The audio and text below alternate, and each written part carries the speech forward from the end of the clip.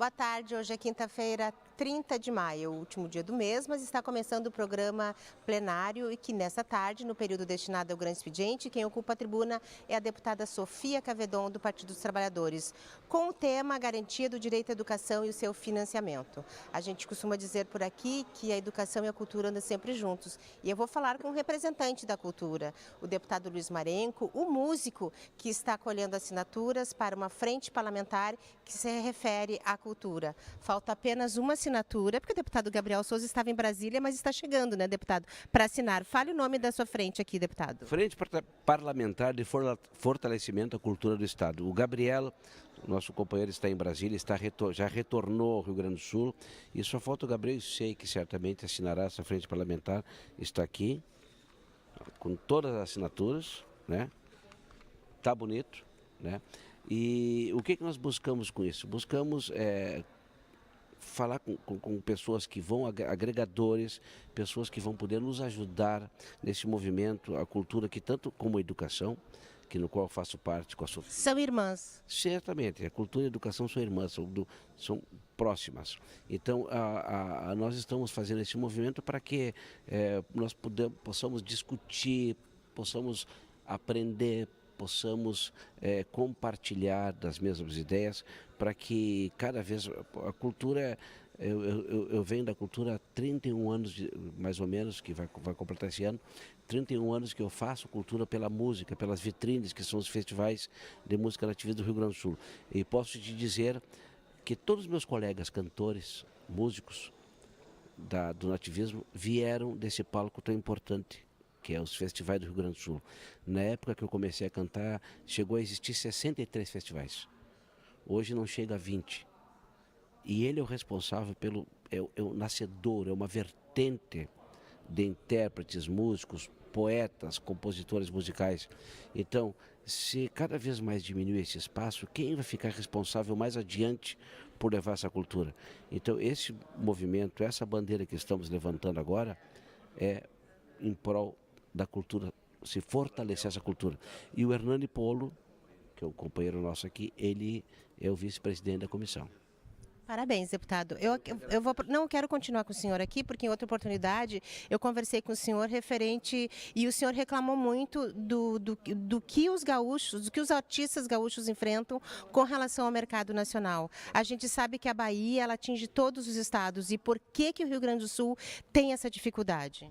Eu acredito muito pela identidade musical nossa. A nossa música, se falando do texto, né, tem muitas palavras que até gaúchos não conhecem pela proximidade que temos do Uruguai e da Argentina. Tem palavras que são meio espanholísticas, assim, vamos dizer, e se aglutinam, uma se mistura com a outra e fica uma palavra de campo. Então, muitas pessoas daqui do Rio Grande do Sul não conhecem alguns termos do costume gaúcho. Tu imagina só um baiano, um carioca, um paulista. Acredito que por isso a nossa música, essa que tem a identidade mais pura, ela não atravesse, não digo Santa Catarina do Paraná, é maravilhoso, eu canto muito Santa Catarina do Paraná, mas passando esse sul, é mais difícil com que a nossa música seja compreendida, porque é quase se fosse um dialeto, é muito diferente. Né? Então a música baiana já é uma música que entra em todo o país, né? Vamos dizer, sertanejos, né? O sertanejo que eu falo rolando... Que estão dominando o Brasil. Claro, e o que eu falo sertanejo é o Rolando Boldrin e o Amir Sater, né? São esses que fazem aquela da identidade do lugar. E a música sertaneja universitária é aquela que eu até falei num vídeo a respeito disso, que como nós somos um estado que tem uma cultura própria e muito grande, e o espaço se diminuiu conforme o tempo, nós enfrentamos dificuldades às vezes para entrar em outros espaços. Mas esses que fazem uma música nacional, como essa sertaneja universitária, eles têm um espaço num país continental como o nosso. Então, o que eu fico meio desgostoso é quando eventos, rodeios, festas gaúchas, crioulas, quando tu fala rodeio, é uma coisa muito regional, sim, muito tradicional. Abrem espaço para essa música sertaneja que não tem nada a ver com aquela temática que é um rodeio como foi o rodeio de Porto Alegre. O rodeio da capital do Rio Grande do Sul, o logotipo era o Laçador, o Paixão Cortes, e tinha 3 shows sertanejos universitários. Depois que eu fiz aquele vídeo, contrataram os shows gaúchos, mas não iam contratar. Então eu quero mais respeito com a cultura do nosso estado, né? Os músicos sertanejos universitários não têm culpa de nada, porque quem os contrata pelo bolso. Eles querem o lucro. Sim. Eles não têm culpa. Contrato, eu vou lá cantar. Como eu, se me contratar para qualquer lugar, eu vou lá cantar. Né? Eles também não têm culpa disso. Só, o que eu acho é que pessoas que fazem eventos como esse têm que se preocupar mais com a cultura do nosso estado. Muito obrigada, deputado, pela sua participação. Eu que agradeço o teu carinho. Obrigada mais uma vez. E agora, na sequência, eu vou conversar com a deputada. O senhor está liberado agora, deputado. Muito obrigada. Eu vou conversar com a deputada Luciana Genro, líder do PSOL. A deputada Luciana Genro, que acompanhou aqui a conversa com o deputado. E eu quero falar com a senhora sobre o contingenciamento da educação, mas a senhora viu a gente falando de cultura e a gente costuma dizer aqui que a cultura e a educação, elas são irmãs, elas andam juntas, não é, deputada? Boa tarde. Boa tarde, com certeza. Cultura e educação andam juntas. E o que a gente viu, por exemplo, quando tivemos o incêndio no Museu Nacional, a gente viu cultura sendo destruída e oportunidade de educação sendo perdida, né? Porque o museu é um instrumento de educação. E memória. E memória, sem dúvida nenhuma. Então é fundamental que as duas coisas sempre sejam valorizadas. Deputados, e referente ao contingenciamento da educação, e que a gente sabe que ela é uma palavra, parece que mais nova no momento, ela está sendo bastante usada, mas outros governos também já utilizaram essa palavra, não é? Sim, na verdade, contingenciamento e cortes na educação, na saúde, na segurança pública foram uma marca de todos os governos, né? Eventualmente, de fato, se tornaram contingenciamentos, quer dizer, depois os recursos foram liberados e em outros momentos nunca foram liberados. Mas o que ocorre agora não é só um contingenciamento e nem somente um corte, embora essas duas coisas sejam gravíssimas.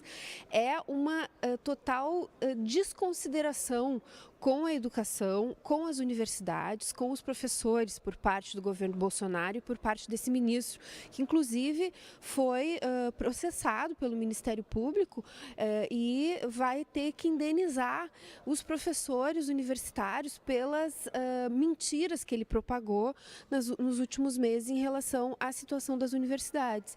E hoje nós temos um grande dia nacional de mobilização, mais um depois do dia 15, que foi gigantesco.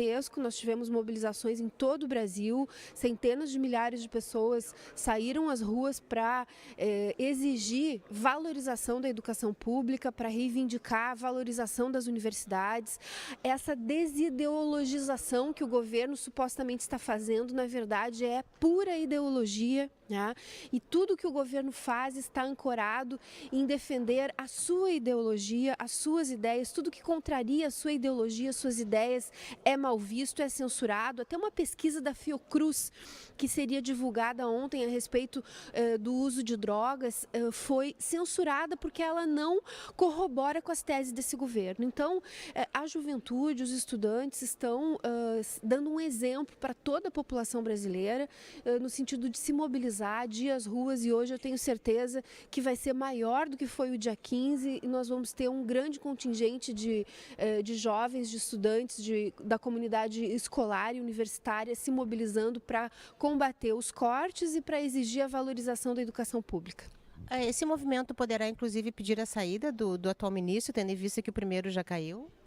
Eu acho que parte da luta é derrubar esse ministro. A nossa deputada federal aqui, gaúcha, Fernanda Melchiona, que é do PSOL, já fez essa cobrança, né, no dia 15 passado, lá na presença do ministro, de que ele saia, porque ele não está tendo condições sequer políticas e sequer intelectuais de cumprir essa função de ministro da Educação no Brasil, tem se demonstrado um incapacitado completo. Então, eu acho que é parte da luta, sim, a saída do ministro, mas o fundamental que nós estamos reivindicando e que os estudantes estão indo para a rua nesse momento é as verbas para a educação, é a garantia de que as universidades possam fechar o ano com as suas contas em dia, que não tenham que cortar bolsas, que não tenham que fechar RUs, que não tenham que demitir servidores, atrasar salários e possam garantir o funcionamento da universidade minimamente, que já sofria dificuldades e que com esses cortes ficará inviabilizada.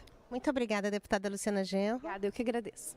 Bom, e agora na sequência eu vou conversar com o deputado Sérgio Pérez, ele que é líder do PRB. Vou continuar falando desse tema da educação, porque hoje, deputado, tem uma outra manifestação prevista no final da tarde em todo o Brasil. Aqui em Porto Alegre, inclusive, o trânsito já está parado em função de... Já tem uma galera nas ruas, deputado. E a palavra, o desculpa, errei de novo.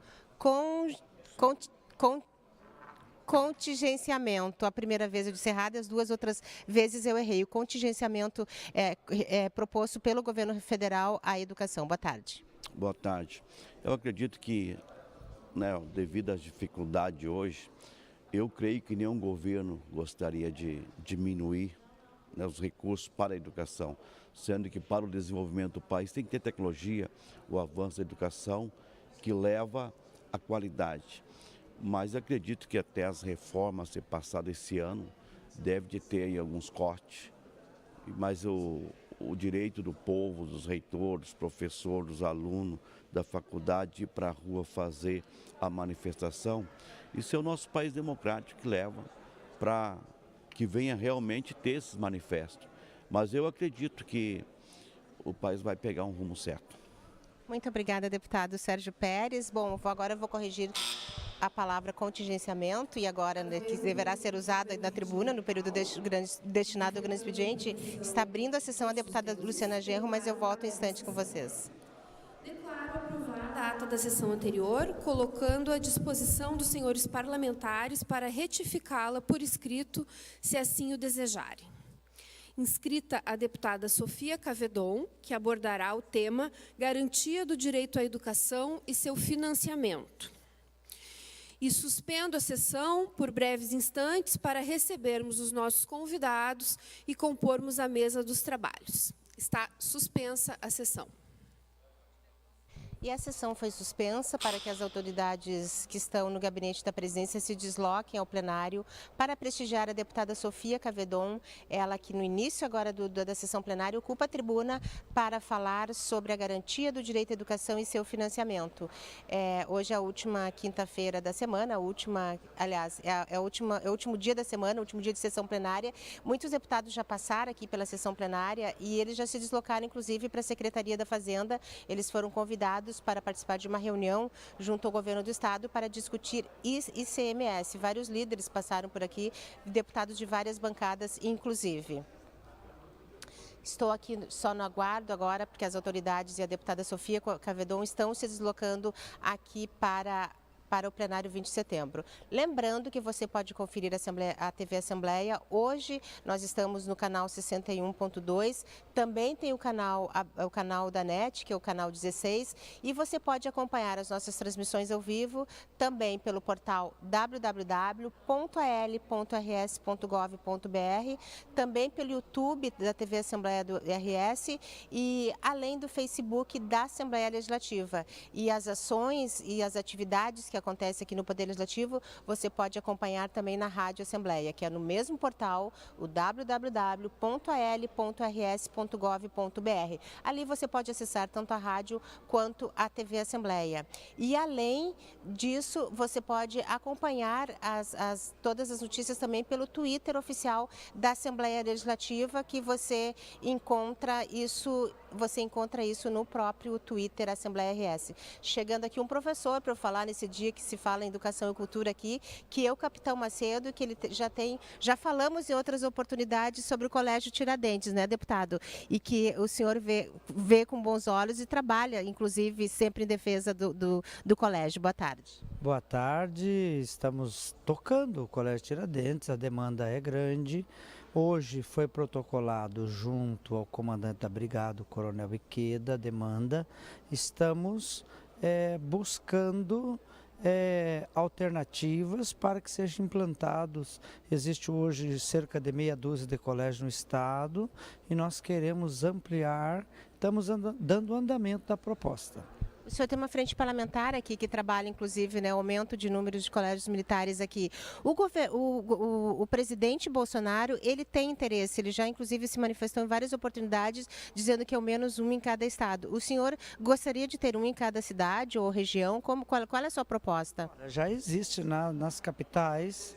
Já existe aqui em Porto Alegre o Colégio Tiradentes. Aí será implementado em algumas capitais que ainda não existe. Mas o colégio é o militar. Agora o Colégio Tiradentes ele é exclusivo aqui do nosso estado. Da Brigada. Né? É da Brigada. É um colégio que deu certo em concursos, em provas do Enem. É provado estatisticamente que é um colégio que vai muito bem, obrigado. Então nós estamos aí agora buscando a ampliação dessa demanda. Foi protocolado hoje, há uma aceitação muito grande por parte da Secretaria da Educação, o secretário da Educação acompanhou a nossa frente parlamentar, foi favorável, o líder do governo é favorável, o presidente da casa é favorável, então a gente está buscando o andamento disso aí. Muito obrigada, deputado Capitão Macedo, do PSL. A deputada Luciana Genro, que está presidindo a sessão plenária, já está à mesa com os convidados e é para ela que nós vamos agora, pedindo para você permanecer conosco ao vivo aqui pela Rádio TV Assembleia.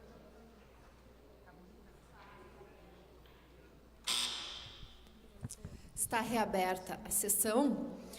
Eu saúdo, então, nesse momento, o senhor reitor da URGS, Rui Vicente Oppermann, a senhora reitora da Universidade Federal de Ciências da Saúde de Porto Alegre, Lúcia Campos Pelanda, o senhor conselheiro Antônio Maria Melgarejo Saldanha, representando o Conselho Estadual de Educação, a senhora vice-presidente do CEPERS, Solange Carvalho, o senhor representante da DURGS, Sindicato Intermunicipal de Professores das Instituições Federais, Jairo Bolter, a senhora presidente da UMESPA, União Metropolitana dos Estudantes Secundaristas de Porto Alegre, Vitória Cabreira, senhora deputada Sofia Cavedon, proponente deste grande expediente, senhoras e senhores deputados estaduais, senhora diretora da Associação dos Orientadores Educacionais do Rio Grande do Sul, Ana Alice Rezende, senhoras e senhores professores, colaboradores, estudantes,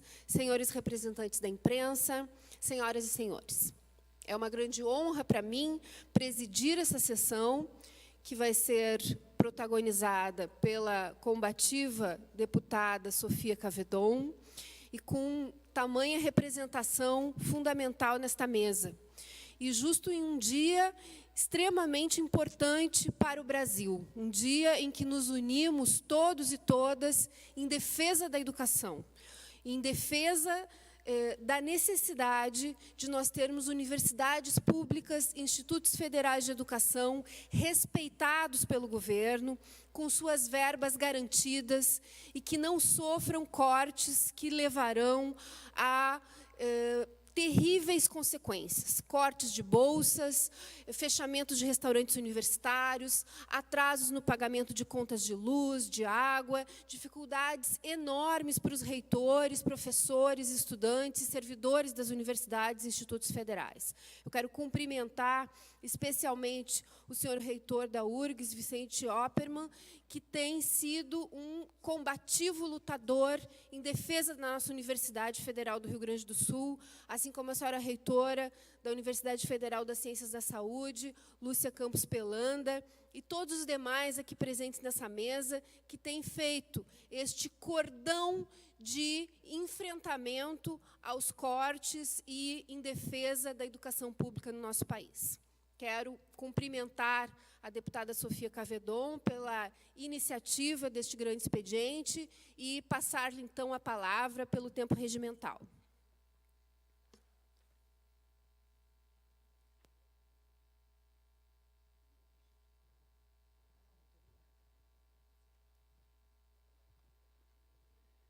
Muito grata à deputada Luciana Genro. Para nós é muito importante que estejas na condução dos trabalhos, sem demérito do restante da mesa, mas uma parceira das lutas da educação, das lutas dos direitos humanos, que muito nos orgulha fazer parte da mesma legislatura estadual. Cumprimento o nosso reitor, Rui Vicente Oppermann, reitor da nossa Universidade Estadual do Rio Grande do Sul. Com muito carinho, a Lúcia Pelanda, reitora da Universidade Federal da Saúde, a UFSPA. O Antônio Maria Melgarejo Saldanha, conselheiro do Conselho Estadual de Educação. Cumprimento a Solange Carvalho, vice-presidente do CEPER Sindicato, na pessoa dela toda a luta dos trabalhadores e trabalhadoras do Estado do Rio Grande do Sul. Cumprimento o Jairo Buelter, da Associação Docente dos Institutos Federais, e esta representação importante desta rede estratégica de institutos federais, que tem só 10 anos e que faz uma história virtuosa já neste país. Cumprimento a Ana Alice Rezende, a diretora da UERGS, que se encontra não à mesa, mas que traz a luta dos orientadores e essa dimensão do atendimento ao estudante na sua integralidade, à estudante.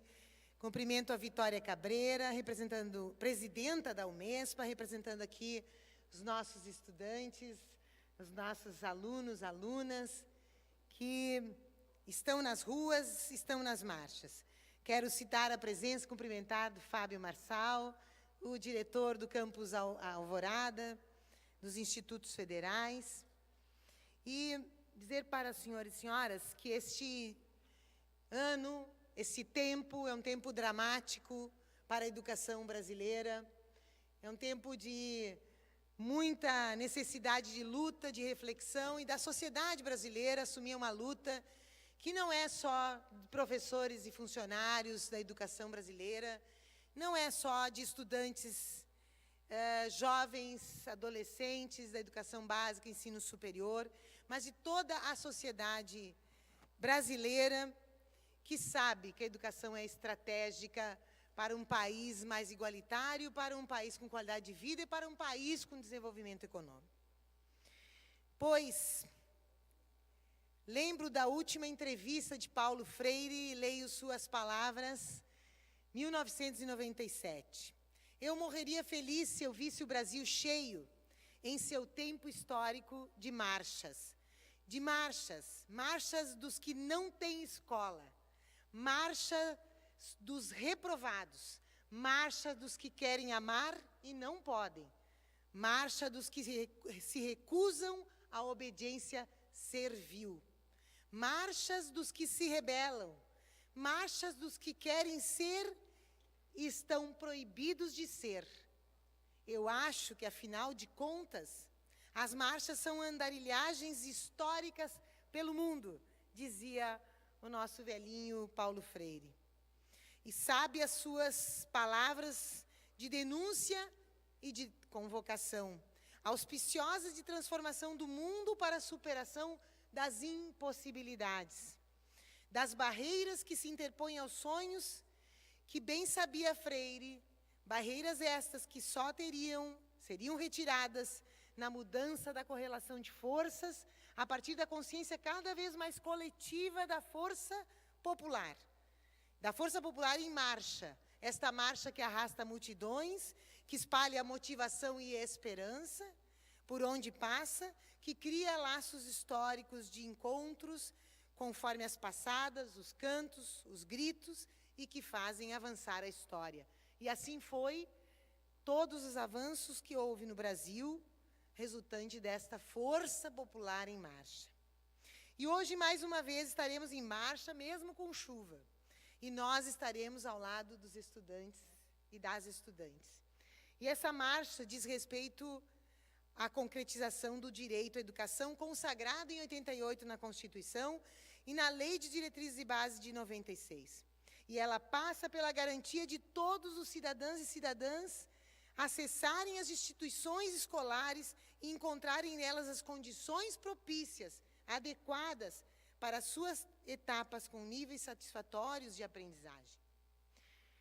Pois esta Constituição de 88 teve pela primeira vez uma grande regulamentação através do Plano Nacional de Educação, uma regulamentação que eu chamo de grande porque oriunda da mobilização social.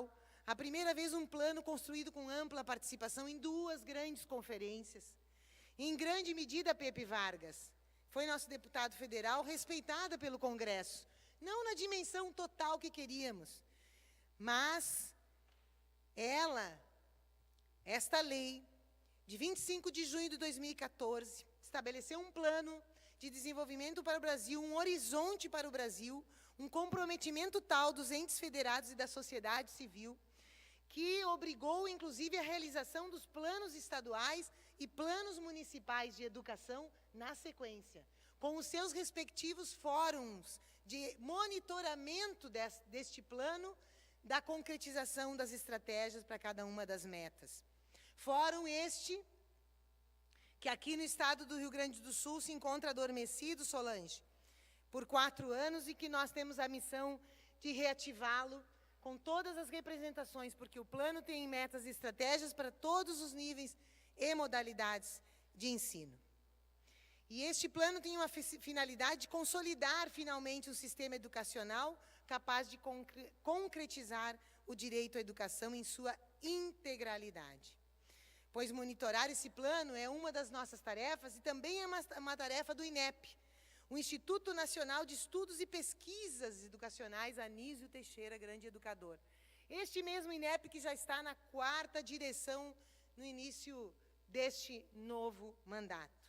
E questionado e combatido, primeiro, e talvez até reduzido a realização do Enem, questionado na sua qualidade técnica. Este mesmo INEP, ele tem a tarefa de a cada 2 anos publicar dados para dar em base ao monitoramento desse plano. A universalização da educação básica, a ampliação do acesso ao ensino profissional e profissionalizante, ao ensino superior, à educação de jovens e adultos, à pós-graduação, ao aperfeiçoamento das políticas inclusivas, ou aperfeiçoamento, a qualificação e a valorização dos profissionais da educação, dos docentes e não docentes, estão entre os objetivos do PNE que devem ser observados na ótica da universalização e da redução da desigualdade. Pois bem, é de financiamento da educação que nós queremos tratar desse momento um pouco mais. E é preciso tratar como um valor em si, como uma estratégia em si. E essa é uma das estratégias, talvez a mais combatida nesse momento pelo governo federal. Embora a educação tenha outras dimensões relevantes, inclusive a econômica, o fundamento da obrigação do poder público de financiá-la é o que vai constituir esse direito, ou constituir a educação de fato como direito. A educação e o seu financiamento não serão tratados nesse PNE como um problema econômico, mas como uma questão de cidadania, afirmava José Marcelino Rezende Pinto, doutor em educação, professor na Universidade de São Paulo. Para nós é muito importante isso. Quando da aprovação do PNE, 2014 e 2024, a meta 20 foi aquela que mais gerou expectativas, pois somente através do seu cumprimento poderão ser atingidas quase todas as outras metas do Plano Nacional de Educação. Porque todas elas, ou quase todas, implicam em novos recursos, implicam em crescimento no investimento da educação. Nunca é tarde de para lembrar a frustração, Pepe, gerada pelo veto feito pelo presidente FHC em 2001, a meta do investimento público em educação e a meta, à época, plano esse que era de 2001 para 2011, a meta era de chegarmos a 7% do PIB. Se aquele veto não tivesse acontecido, com certeza o cenário educacional brasileiro atual seria outro. E não teríamos que passar a vergonha que ficou evidente quando da divulgação da última publicação, em 2017, do relatório educacional da Organização para a Cooperação e Desenvolvimento Econômico. Ali ficaram evidentes o baixo valor no gasto por aluno, nas diferentes etapas da educação básica. Eu vou repetir, no baixo valor do gasto por aluno, do investimento por aluno nas diferentes etapas da educação básica, porque estão dizendo que é muito alto o investimento, por exemplo, no ensino superior, nesse momento. Quem diz é o ministro da Educação. Os baixos salários dos professores, em especial na educação básica. O elevado número de alunos por turma e a baixa cobertura, em especial na educação infantil e no ensino superior, nas duas pontas. Desde o governo Temer-Meirelles, fruto de um golpe a serviço dos interesses do capital financeiro, duas medidas inviabilizam as metas do PNE. Pelo menos duas medidas. A continuidade da recessão econômica que tem derrubado o PIB do país, de tal forma que, considerando o PIB per capita, estamos abaixo de 2010. Estamos em valores abaixo de 2010. E a Emenda Constitucional 95 de 2016, que congela os gastos primários da União por 20 anos. Esta combinação afeta diretamente a disponibilidade de recursos para a educação brasileira. E vejam que análise interessante. Ao congelar a partir de 2017, considerando os gráficos da educação, os valores, os patamares da educação, nós estaríamos congelando no pior nível, professores e professoras e funcionários, da década, no menor investimento da década em 2017, porque em 2015 começou a baixar o investimento em educação. Então, em 2016 se aprova a emenda constitucional e se congela no menor valor da década. Mas engana-se quem acha que congelaram ali, porque o que estamos vendo é a redução seguindo em 2018 e ainda mais fortemente agora pela política de Bolsonaro e do seu ministro da Educação em 2019. O resultado desta política, e esse gráfico a gente queria ter projetado e não conseguiu se organizar em tempo, quero mostrar aqui na TV. Este gráfico da projeção dos valores em educação para o PIB mostra que nós vínhamos, sim, até 2015, subindo gradativamente os valores investidos em educação e tínhamos chegado a 6,24% do PIB. No entanto, a projeção orçamentária descola da meta estabelecida, na meta número 20 do Plano Nacional de Educação. Essa é a projeção, mas, no entanto, depois vocês vão ver em outros gráficos que a execução é menor, muito menor, obviamente, é o debate que nós estamos fazendo, do que a projeção. A projeção já é abaixo, já não cumpre a meta. E depois nós vamos analisar por quê. E este gráfico é o gráfico que o ministro da Educação vem apresentando aos deputados e deputadas, considerando essa estratégia como uma estratégia da meta do financiamento, mas uma anacrônica, esdrúxula, desnecessária, que dá para fazer mais com menos, ele afirma isso. Nós ouvimos isso na Comissão de Educação e faz uma comparação com países que já fizeram, pós-guerra, amplos investimentos em educação, que agora fazem manutenção e que têm PIBs e desenvolvimentos culturais e econômicos muito diversos do nosso, para afirmar que não é necessário cumprir a meta 20 do Plano Nacional de Educação. E com essa convicção, ele consolida um gráfico que é brutal para a educação brasileira. Brutal. Aqui está o gráfico. É um gráfico que nós chamamos de desinvestimento da educação. Então, ao invés do sentido estabelecido no Plano Nacional de Educação, de ampliação de recursos, qualidades, vagas, coberturas, valorização dos profissionais, o que nós temos no Brasil é um desinvestimento gradativo a partir de 2015, dá para dizer, na educação brasileira. O que coloca e revoga, né, o Plano Nacional da Educação.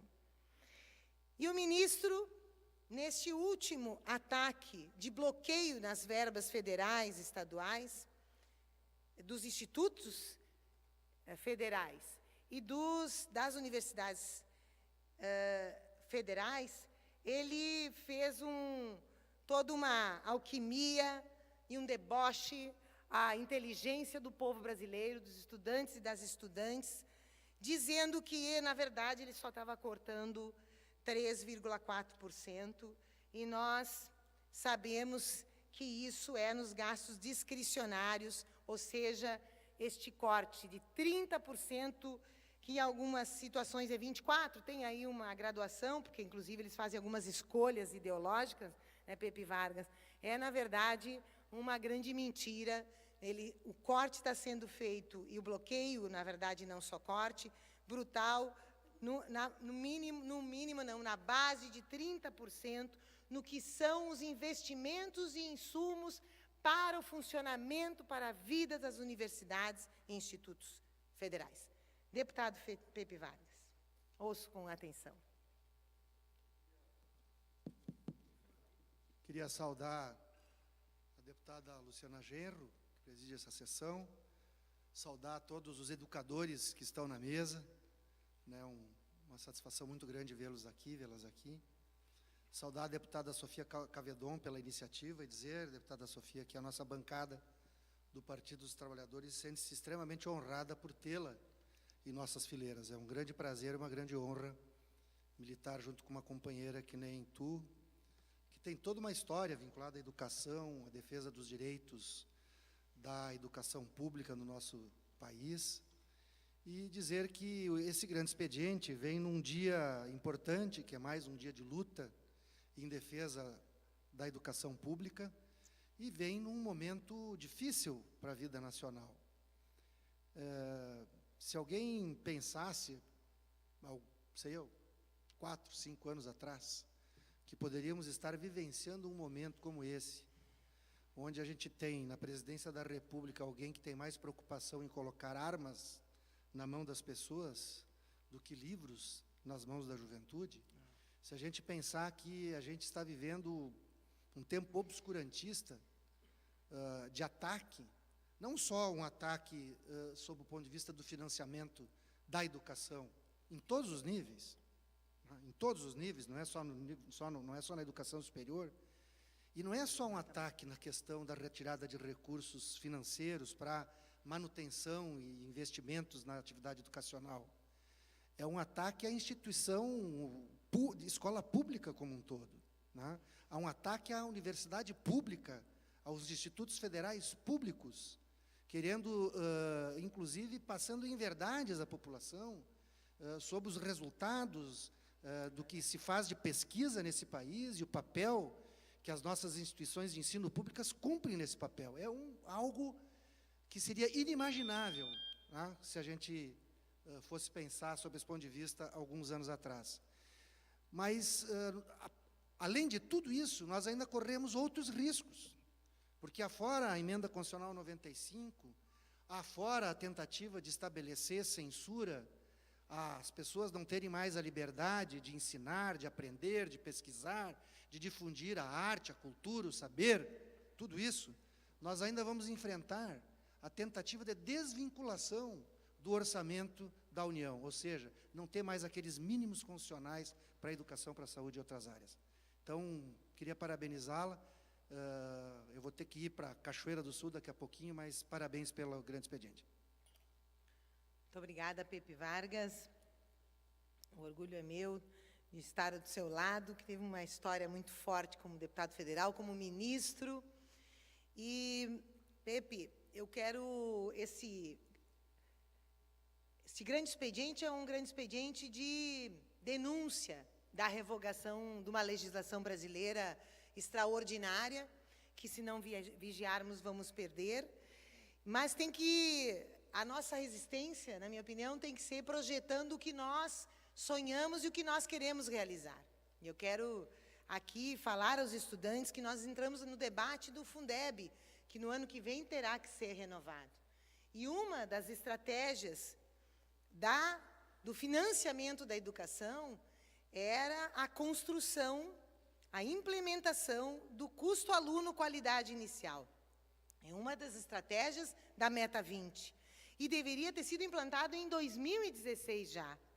O Plano Nacional de Educação, ele estabelece que o CAC, esse CAC, vai determinar um valor em investimento mínimo per capita para garantir a qualidade do ensino de cada etapa da educação básica. Então, muda-se a lógica, e esta que é a mudança fundamental que nós queremos fazer, de não mais só capturar 20% dos recursos para a educação e redistribuí-los pelo número de alunos. Nós queremos ter um valor aluno, um valor investimento aluno, e esse valor determinar o nível de investimento que deve ser aportado em cada rede de ensino. Ora, aprovado em 2010 pelo Conselho Nacional de Educação, o CAC implicaria, vejam bem, para desmontar esse discurso que não precisa mais dinheiro na educação brasileira, implementar o CAC implicaria em ampliar a complementação da União ao Fundeb dos atuais 0,2% do PIB. A União complementa alguns estados que têm um valor custo-aluno muito baixo do estabelecido no Plano Nacional. E aqui o Rio Grande do Sul não tem complementação. Então, estabelecer o CAC, o custo-aluno, tem que levar a cerca de 1% do PIB novos para complementação, aí sim, aos estados e aos municípios, para a implementação da educação básica. São recursos, portanto, a mais que precisam ser incrementados. Pois o desinvestimento em educação compromete este novo modelo que nós sonhamos e vamos lutar para o Fundeb, compromete metas importantes como a universalização dos 15 aos 17 anos, ensino médio, técnico, como a alfabetização das crianças até o 3º ano, a meta 5, a meta 6 do tempo integral. Nós estamos organizando um observatório da educação estadual, Solange, que vai demonstrar que no estado do Rio Grande do Sul nós estamos muito longe das metas de tempo integral, que nós temos que chegar no mínimo a 50% das escolas escolas públicas e no mínimo para 25% das matrículas. Luciana, tu já sabes o que está acontecendo, que está reduzindo o número de escolas com turno integral. Nós chegamos ao absurdo de ter redução. Compromete a meta 7, que é atingir as médias nacionais do IDEB, porque é cínico e perverso querer exigir qualidade, retirando investimento na formação de professores, que é isso que estão fazendo ao cortar brutalmente os recursos dos institutos federais e das universidades federais, por exemplo. Compromete, e aí a gente tem aqui um gráfico do brutal desinvestimento em educação pelo MEC, agora em 2018 e em 2018 e 2019. Compromete a meta nova de elevar a taxa de alfabetização, que a meta 10 de oferecer, preciso pedir mais um tempo, eu lembro de liderança, por favor, para concluir. Está concedido, deputada. Muito obrigada.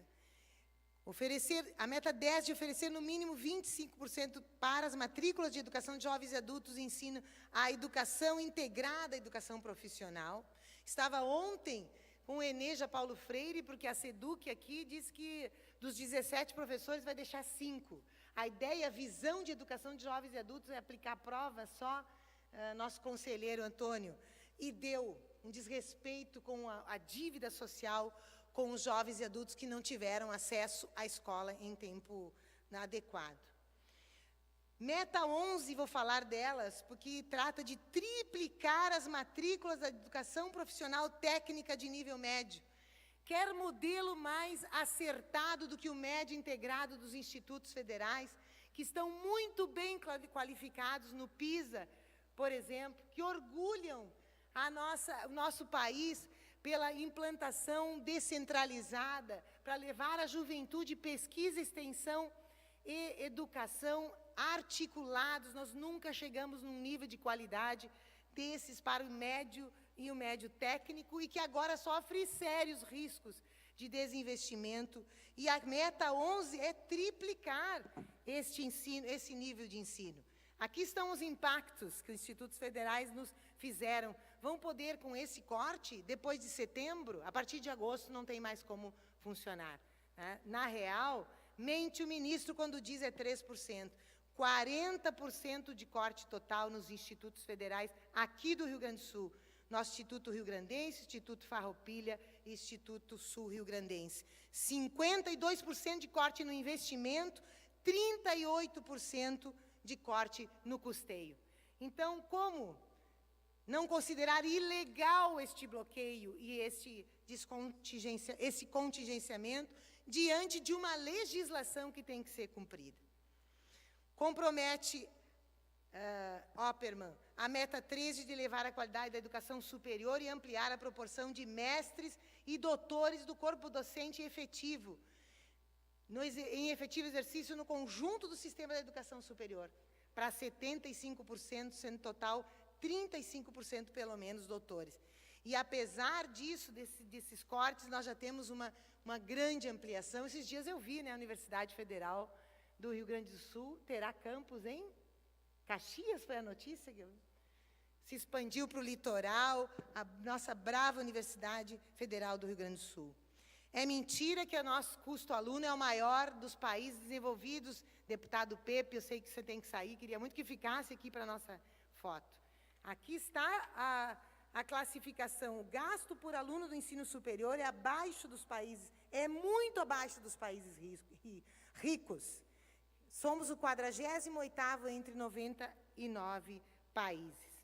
Este gráfico mostra o brutal desinvestimento, repasses do governo às universidades federais.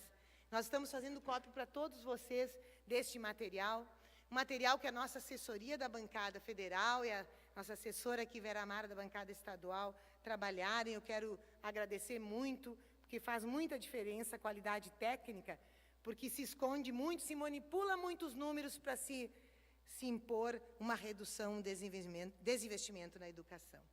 E eu quero encerrar valorizando, então, a meta 18, outra meta completamente prejudicada e revogada se continuarem as políticas, que é a meta do Plano Nacional de Educação, que obriga a União, os estados, municípios e Distrito Federal a garantirem, implantarem planos de carreira e remuneração para os profissionais da educação básica pública, definida no artigo 61 da Lei de Diretrizes e Bases da Educação Brasileira. Ora, o retrato da pobreza, da miséria dos professores e professoras do Estado do Rio Grande do Sul e dos seus funcionários, Solange, é doloroso e dramático. A pauperização, a contratação temporária, agora a contratação temporária por 10 meses só, com contratos extremamente opressores, contratados, que me dizia a Solange, que agora, se ficarem mais que 15 dias em licença saúde, são demitidos, deputado Pepe Vargas. É uma vergonha. Aqui está o gráfico do piso do magistério estadual, é um gráfico descendente brutal, que diz do empobrecimento, do desinvestimento, do desrespeito. Está hoje o governador Leite, que se comprometeu a integralizar salários, anunciando parcelamento de salário de R$1.000 e poucos, deputada Luciana Genro.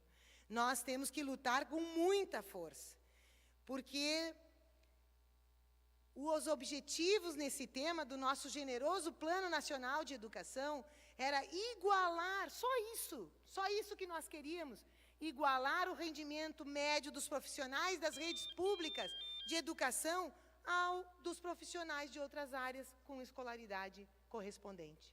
Por que será que a educação pública é tão mal paga, tão desrespeitada, tão vilipendiada? Peço o segundo tempo de liderança e prometo que com ele vou encerrar. Concedido, deputada. Será porque quase 90% da nossa rede estadual, pesquisava esses dias os dados, são mulheres professoras? Ou será que realmente não interessa, e acho que sim, não interessa uma educação democrática, de qualidade, fortalecida? Pois bem, eu quero lembrar aqui que a luta dos estudantes e das estudantes, que hoje estarão na rua, com chuva ou sem chuva, e estaremos apoiando-as.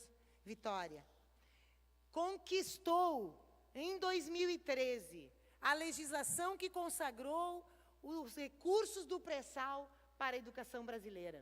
Foi nas ruas, foi nas marchas, que foi aprovado o projeto de lei que estava no Congresso, que não tinha jeito do Congresso votar e garantir e vincular a educação brasileira. Esse porque alguns dizem é impossível. O ministro prefere dizer não precisa. Outros dizem é impossível chegar a 10% do PIB.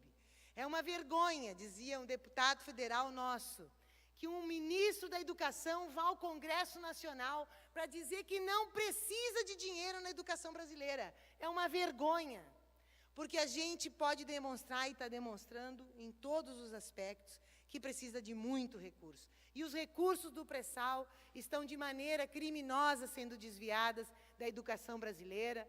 O Fundo Soberano do Pré-sal foi extinto pelo governo golpista Temer.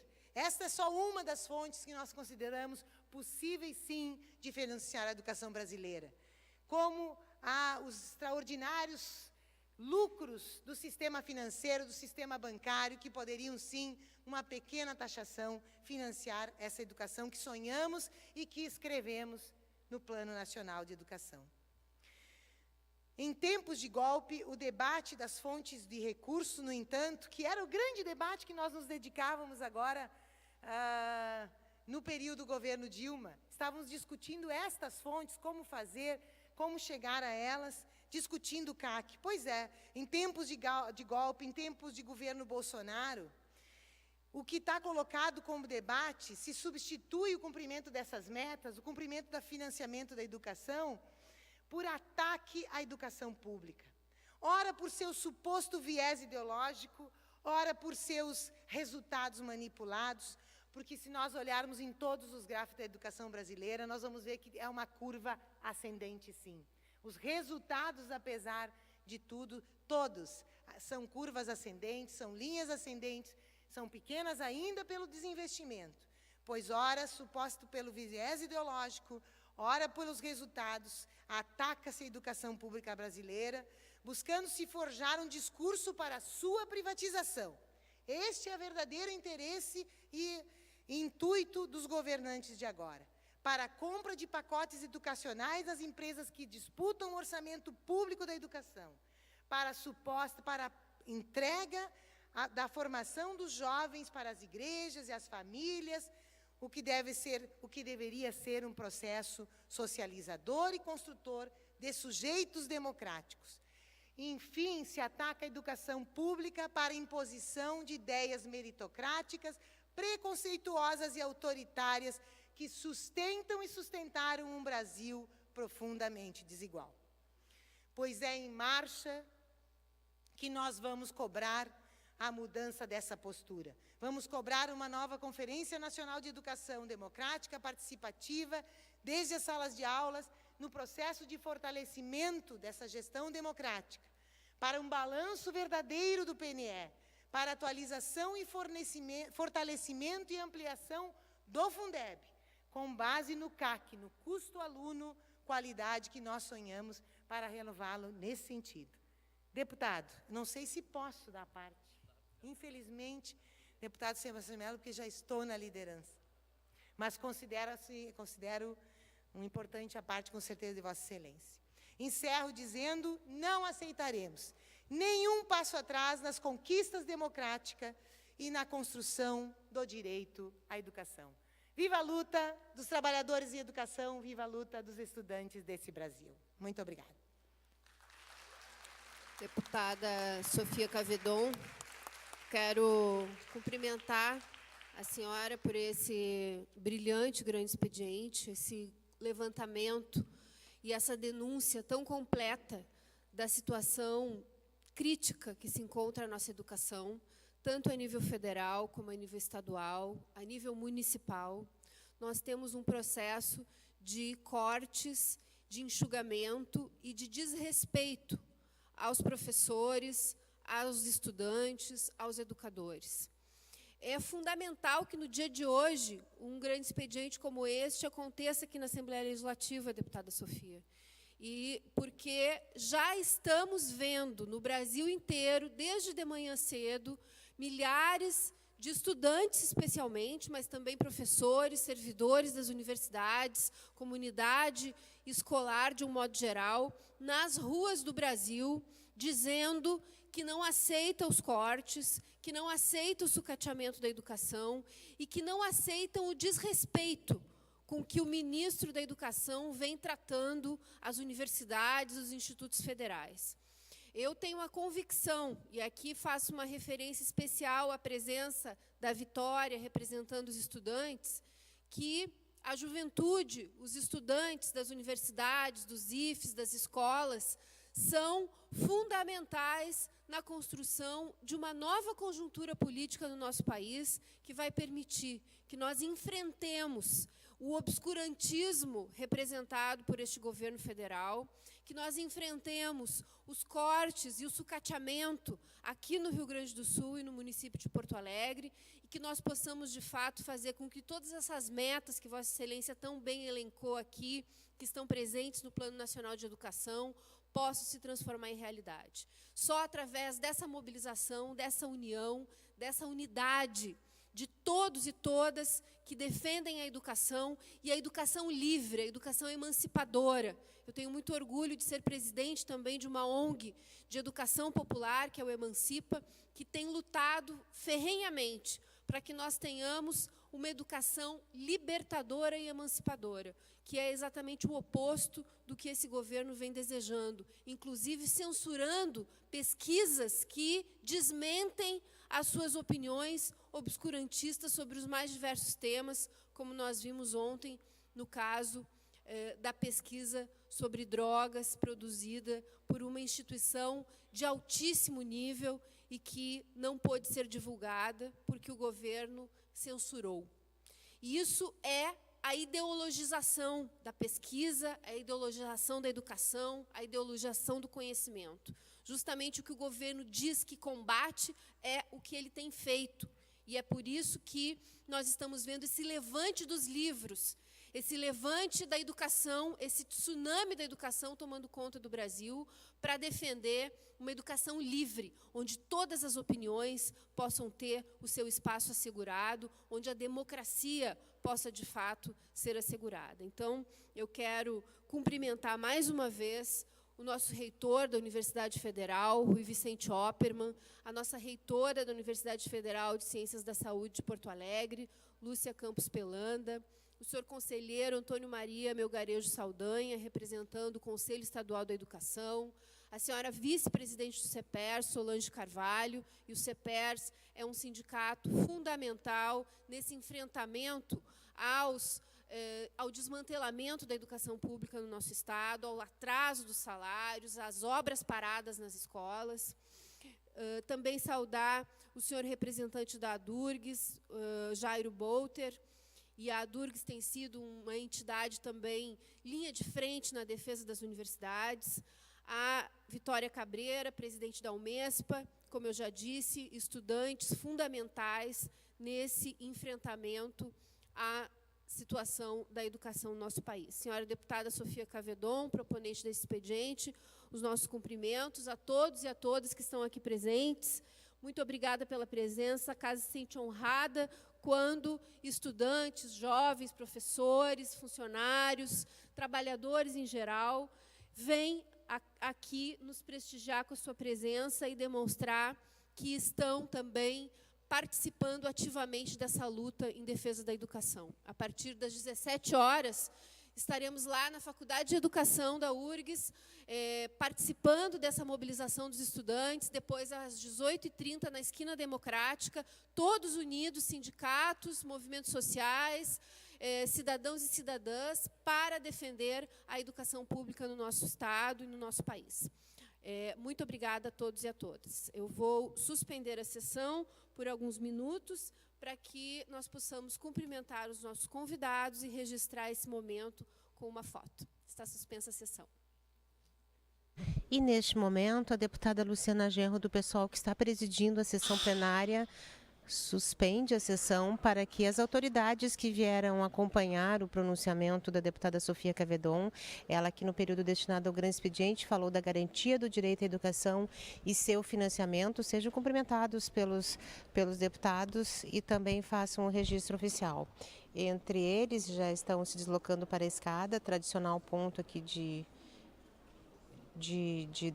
durante as homenagens, quando faz o registro oficial aqui no plenário 20 de setembro, o reitor da URGS, Rui Vicente Oppermann, reitora da Universidade Federal de Ciências da Saúde de Porto Alegre, Lúcia Campos Pelanda, o conselheiro Antônio Maria Saldanha, representando o Conselho Estadual de Educação, vice-presidente do SPER Sindicato Solange Carvalho, representante da DURGS, o Sindicato Intermunicipal de Professores de Instituições Federais, Jairo Bolter. Também a presidente da UMESPA, União Metropolitana dos Estudantes Secundários de Porto Alegre, Vitória Cabreira. A deputada Sofia Cavedon está ali com a deputada Luciana Genro e essas autoridades...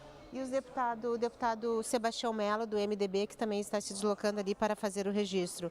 Uma das galerias aqui do plenário 20 de setembro está ocupada ainda por professores, colaboradores e estudantes que vieram aqui acompanhar o grande expediente da deputada Sofia Cavedon, do Partido dos Trabalhadores. As imagens estão mostrando as autoridades que estavam à mesa, a deputada Luciana Genro, que preside a sessão plenária, a deputada Sofia, que ocupou a tribuna, e o deputado Sebastião Mello.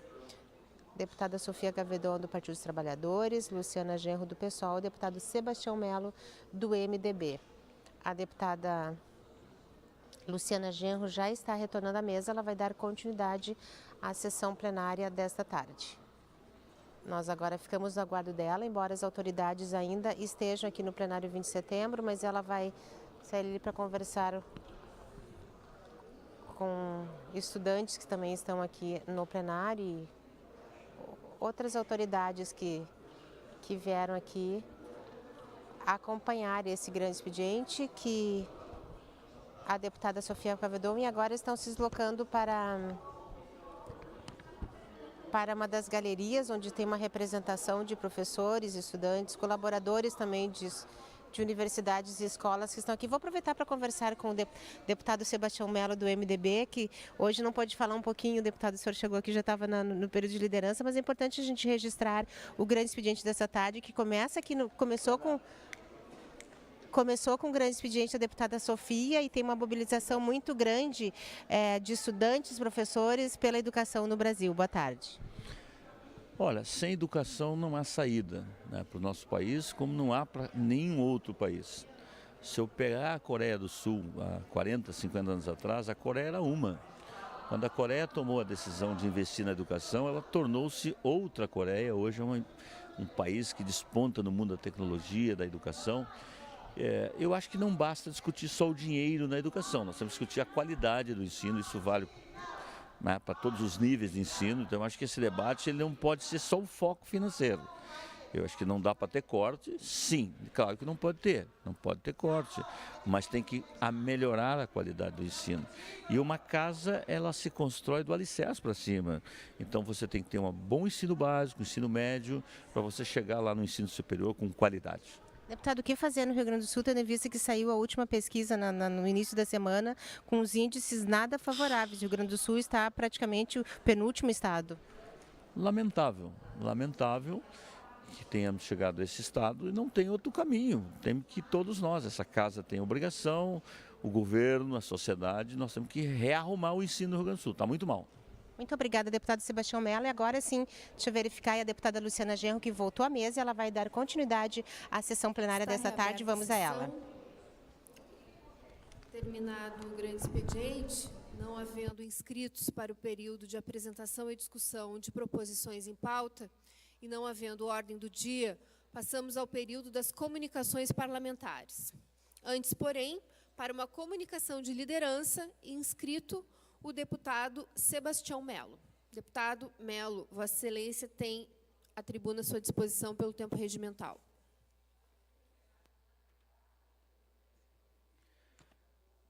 Presidente Luciana Genro, deputada, colega Sofia, demais deputados. Primeiro, sei que há alguns remanescentes aqui ainda da Universidade Estadual do Rio Grande do Sul. Eu queria dizer o seguinte, que sem educação não há saída para o Brasil, viu? Não há saída para o Brasil. E eu olho para a Coreia há 50 anos atrás, e quando a Coreia do Sul decidiu investir em educação, se transformou um dos países mais desenvolvidos hoje, da economia criativa e da inovação tecnológica. Então, o Brasil precisa de uma educação de qualidade, que começa lá com o básico, lá na creche, passa pelo ensino fundamental, ensino básico e chega na universidade. E se nós compararmos hoje, presidente Luciana, os nossos países vizinhos, nós temos muito menos pessoas na universidade que tem o Chile, de que tem o Uruguai, de que tem Argentina. Então, nós precisamos fazer um grande mutirão. Então, a minha solidariedade, o meu carinho e parabéns pelo grande expediente, o tema aqui feito pela deputada Sofia Cavedon. Eu também, presidenta, queria... hoje é o chamado Dia Sem Imposto. E eu quero adentrar um pouquinho nesse debate, porque eu sou daqueles que topo pagar um pouquinho mais de imposto se os serviços públicos funcionassem nesse país. Eu não acho que a nossa carga tributária seja alta. Eu acho que os tributos que nós pagamos não têm sido destinados para onde eles têm que irem. Porque, vamos pegar, por exemplo, a questão da segurança pública, que é um direito do cidadão e um dever do Estado. E a segurança pública não me venha com essa discussão que é só brigadiano na rua, só polícia na rua. Ela começa com uma boa creche, com o turno integral ou com contraturno para a criança ter uma vida boa enquanto a sua mãe e o seu pai possam trabalhar. Passa pelos espaços públicos, passa pela cultura, pela oportunidade das pessoas terem geração de renda. Então, eu gostaria de pagar um pouco mais de imposto, mas se essas coisas acontecessem no Brasil, a gente chega nas farmácias do Sistema Único de Saúde, a gente só encontra prateleiras vazias, as pessoas tendo que ir para a fila da defensoria para entrar com um pedido judicial para poder arrumar o seu remédio, para fazer uma cirurgia. Só quem passa por isso sabe a dor disso. E aqui nós somos procuradores populares da população, para esse povo que não tem voz e que nem sabe aonde é o parlamento. E eu acho que nós temos que olhar para todos, mas nós temos que olhar especialmente para aqueles que mais precisam. Portanto, eu queria pagar mais impostos, mas que o SUS funcionasse como deveria funcionar. Que não tivesse que pagar um pedágio de 30, 40, 50 reais, como hoje tem que pagar um caminhoneiro e chega no final do mês, sobra um pouquinho de dinheiro para ele, porque ele gastou praticamente tudo em pedágio. Mas eu poderia olhar para o saneamento básico. 15% da população brasileira apenas tem tratamento de esgoto nesse país. Isso é calamidade pública. Então, eu penso que o dia sem imposto, ele nos leva a um debate que precisamos sim, dar um passo adiante, além do debate. E eu quero, e se terminar o meu tempo, presidente, eu acho que tem mais um tempo de liderança, eu quero já, por antecipação, pedir para terminar. Pois não, concedido mais um tempo de liderança. Todos pagam imposto nesse país. Mas sabe quem mais paga, presidente? Os pobres.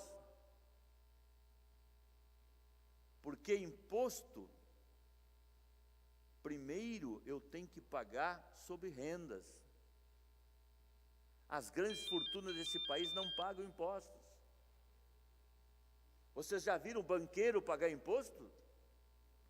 maqueiam-se os seus balanços e os seus executivos pouco pagam de impostos. E por que o pobre paga muito imposto?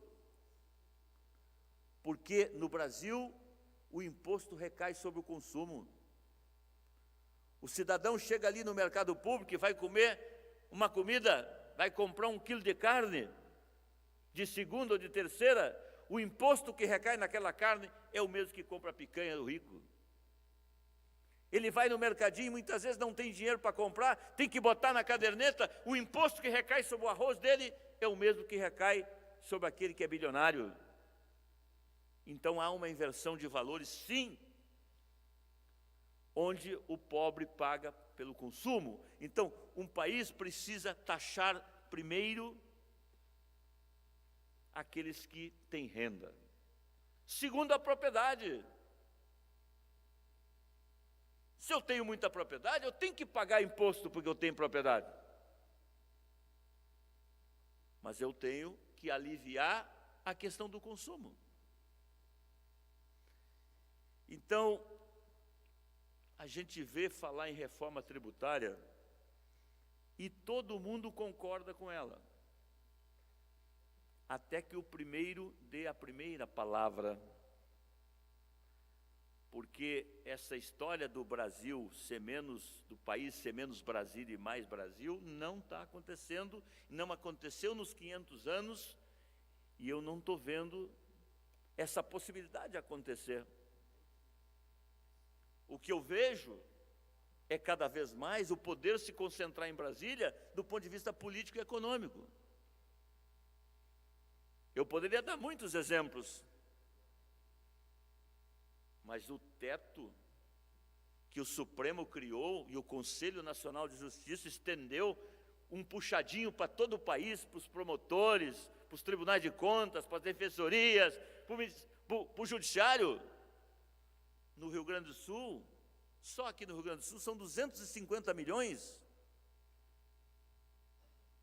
do minguado orçamento, quando não tem dinheiro para o ERGS, como não tem dinheiro para aquele professor que está lá, contando a moeda para pagar a conta de luz e que recebe, para esses tem dinheiro.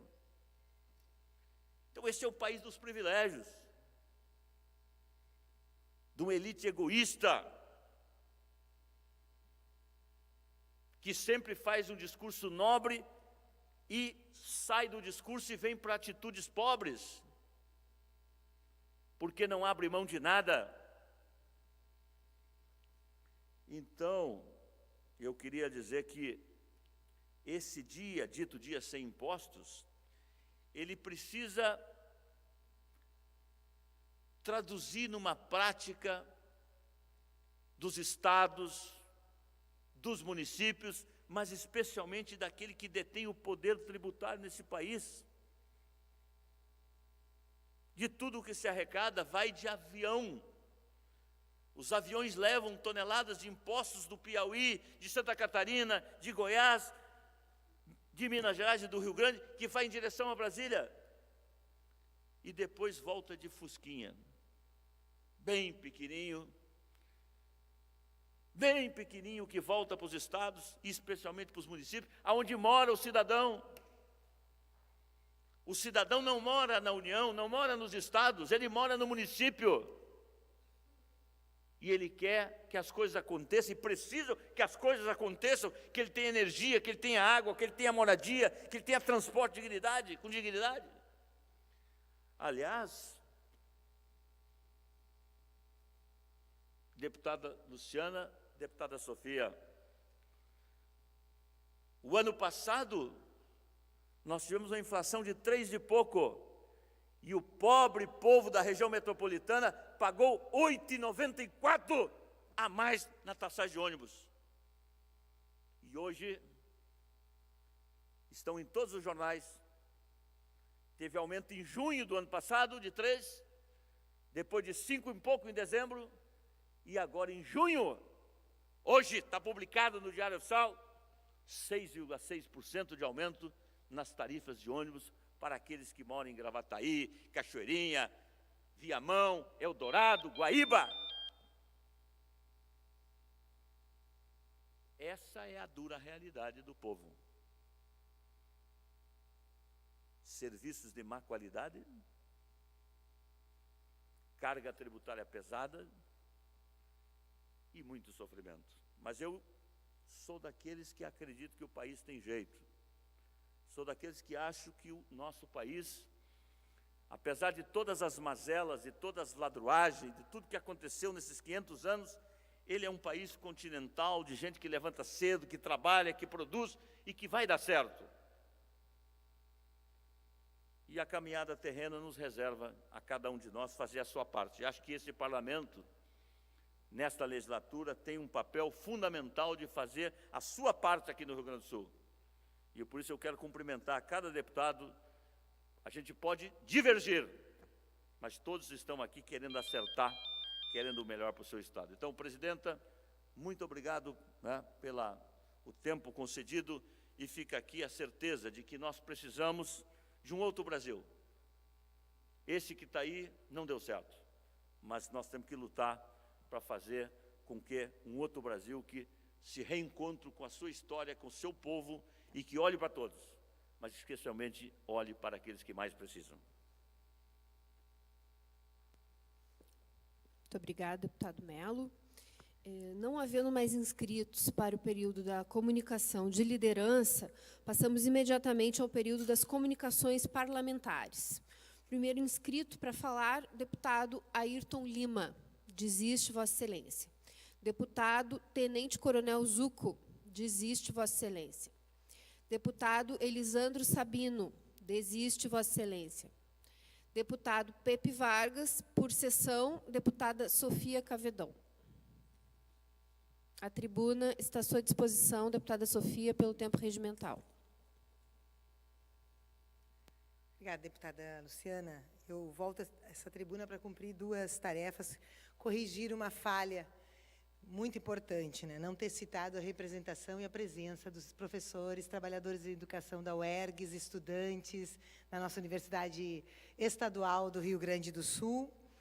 E dizer que ontem fiz aqui uma fala de 12 minutos sobre a universidade, sobre a UERGS, falando dos seus 24 campi, de todo o crescimento, de toda a qualidade, apesar do desinvestimento, da falta de profissionais, apesar das precárias condições de alguns campis. E falei aqui da beleza da intervenção da UERGS em programas nacionais, como o desenvolvimento dos aplicativos para celulares, que a segunda Olimpíada que acontece, a Olimpíada que chama, né? E que a UERGS coordena, assim como o seu compromisso com a questão ambiental, com o desenvolvimento regional. E o grande desafio, deputado Sebastião Melo, queria muito o seu apoio, é a solução para as sedes definitivas da nossa Universidade Estadual do Rio Grande do Sul. A universidade continua pagando aluguel. Aqui em Porto Alegre, quase 3 milhões para ter o campus Porto Alegre, lá no espaço que é da CE, e uma dívida importante pela discussão desse valor, se ele é ou não é, afinal, correto, mas, ou seja, a universidade está se comprometendo e tendo essa dívida, que já chega quase a 8 milhões, é 2 milhões e 500 anos, para o campus CE, e aqui a reitoria num prédio insalubre, inadequado e caro, R$600 mil ano para um prédio que não é adequado para uma universidade do tamanho e também no nível de excelência que já demonstra. Que tem 5 mestrados aprovados, eu acho que só 2 em funcionamento ainda, por estrutura, por professores, por não autorização, por nomeação de professores, por falta de autonomia. Nós queremos maior autonomia da Universidade Estadual do Rio Grande do Sul, querendo seu fundo funcionando. A universidade, que deveria ter 150 milhões de orçamento, teve 100 liberados, e não tem um recurso para investimento sequer. 13 milhões seria para custeio, 3 milhões estão contingenciados. Então, vocês estão numa situação assim de sobrevivência por garra, por amor à Universidade Estadual do Rio Grande do Sul. Uma universidade que conquistou nas consultas populares recursos que também não recebeu, mais de 2 milhões. e que tem verbas federais, como do senador Paulo Paim, que falta vontade política para aplicar, para investir num lugar definitivo. Eu sei, estou acompanhando, assim como o capitão Macedo está com uma frente parlamentar em defesa da UERGS. Deputado Sebastião Mello, a nossa comissão, o senhor tem por 2 vezes ou 3, já pautou a UERGS para fazer a formação de professores e professoras. E eu sei que um convênio com o secretário Faisal está em andamento, porque vocês têm competência, capilaridade, capacidade de fazer essa formação tão necessária para os nossos professores e professoras, assim como parcerias com a cultura, que sei que estão em andamento. Portanto, nosso pleito, o pleito da Universidade Estadual do Rio Grande do Sul, é ir para a sua sede definitiva. Aí a área da Cientec aqui, que está fechada na Washington Luiz, com laboratórios de ponta, laboratórios que dialogam com cursos como engenharia da eletricidade ou elétrica que a UERGS tem. Nós queremos que aquela área importante, nobre, e as funções que a Cientec fazia, e quiçá alguns trabalhadores da Cientec, Luciana, possam compor e fazer parceria com a UERGS, recompondo as funções que só a Cientec fazia de certificar determinadas invenções, produtos, enfim, combinações, etc., várias questões que nós perdemos na extinção da Cientec. Então, esta é a pauta, deputada Luciana, a nova sede para a UERGS, a definitiva sede para a UERGS, para sair dos aluguéis. Então, eu quero dizer que homenageio vocês nesta luta, nesse dia, também pedindo desculpas por não citá-las no grande expediente. E quanto ao grande expediente, gostaria de solicitar que fosse anexado aos arquivos, então, estes gráficos aos quais me referi durante o grande expediente, que mostram os números da educação brasileira neste largo período e que demonstram o desinvestimento e a revogação do Plano Nacional de Educação se continuar nesse sentido. Muito obrigada. Está deferido o seu pedido, deputada Sofia Cavedon. E eu aproveito a oportunidade para saudar a presença dos estudantes, professores, comunidade da UERGS. Muito obrigada por estarem aqui e contem conosco também nesta luta em defesa da UERGS, em defesa da sua sede definitiva, em defesa da qualificação dos seus campi, de professores, estudantes que tenham boas condições para estudar e professores que tenham boas condições para trabalhar. Sabemos que faltam professores, falta estrutura para a nossa UERGS, mas nós não vamos desistir, vamos continuar defendendo essa universidade estadual, que é uma conquista do povo gaúcho. Inscrito nas comunicações parlamentares, o deputado Gilberto Capoani, desiste. Deputado Issur Koch, desiste. Deputado Gaúcho da Geral, desiste. Deputada Juliana Brizola, desiste. Deputado Pedro Pereira, desiste. Deputado Elton Weber, desiste. Quero saudar a presença aqui do nosso ex-deputado e sempre deputado Pedro Ruas, atual coordenador da bancada do PSOL. Inscrita deputado Elton Weber, desiste. Deputada Sofia Cavedon, desiste. Já falou bastante hoje, deputada Sofia, parabéns. Deputado Sebastião Mello, desiste. Deputado Sérgio Pérez, desiste. Deputada Kelly Moraes, desiste. Deputado Sérgio Turra, desiste. Deputado Rodrigo Lorenzoni, desiste. Terminado o período das comunicações parlamentares e não havendo inscritos ao período das explicações pessoais, encerro a presente sessão, antes convocando as senhoras e os senhores parlamentares para a sessão ordinária de terça-feira, dia 4 de junho de 2019, a hora regimental. Está encerrada a presente sessão.